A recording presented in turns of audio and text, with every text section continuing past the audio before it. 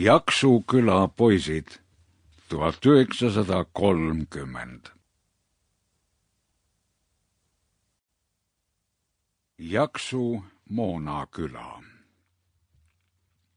Jaksu oli Kandivere mõisa Moonaküla.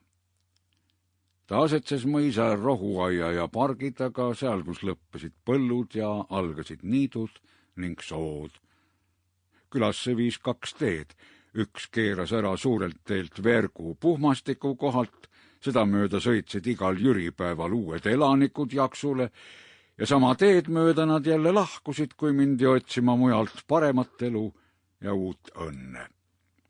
See oli ka moonalaste koolitee, kuna Vergu puhmastikus suure kivi juures oli poiste alaline kogunemise ja nõupidamise koht. Seal peeti aru, kui oli vaja lüüa lahingut Väljaküla poistega, ohiti ja kahetseti ühiselt, kui kellelgi koolis oli läinud halvasti.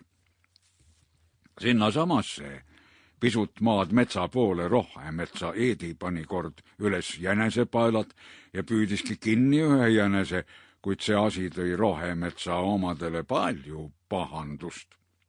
Isa kutsuti mõisaparuni juurde, võeti läbi, kuna Eedi pidi kodus peaaegu saama nahatäie.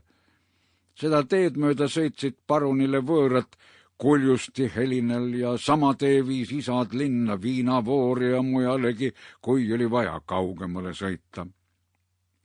Teine tee tuli pargiveert mööda mõisast, läks läbi küla niidule ja metsa, see oli rööplik, kevaditi ja sügiseti väga porine, kuna suvel oli seal hea mängida, sest ta tolmas rohkem kui ükski muu tee. Ajasid aga joostes keppi enda ees ja tõusid üles niisugused tolmupilved, et võisid nende taha täiesti kaduda. Seda teed mööda käisid isad ja emad mõisatöös.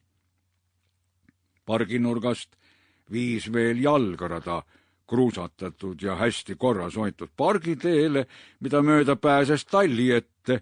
Seda teed võisid emad tarvitada siis, kui käisid lüpsi korral, muul ajal ei olnud luba pargis käia.